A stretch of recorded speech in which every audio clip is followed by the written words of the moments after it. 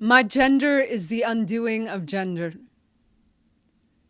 I wasn't always the pansy I am now.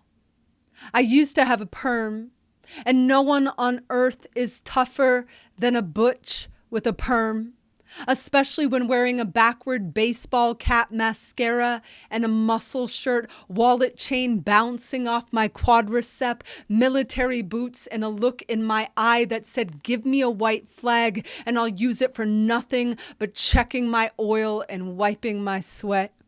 I drove a Z24 Chevy, the muffler built to sound like a motorcycle with a smoker's cough. I cried only in private and spent not a single second alone.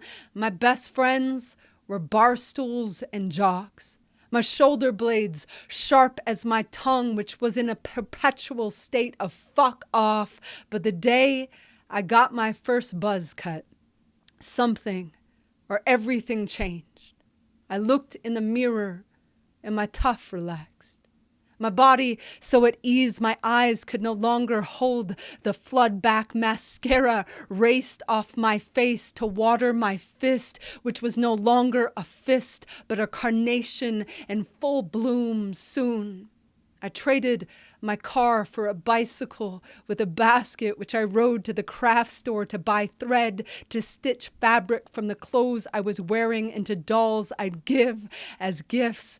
Too true to be believable, I know, but it is.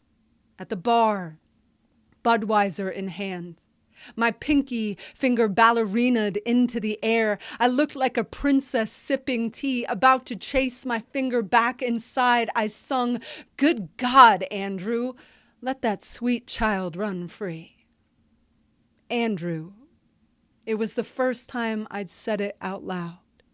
And I'd say more now, but it's all quite simple. I became this me so I could finally be the fairy I always was. I cut my hair and grew out my feelings instead. If someday I have a mustache, I know I'll be comfortable wearing a dress. And if I ever have a beard, I'm certain I'll be the prettiest girl I have ever been.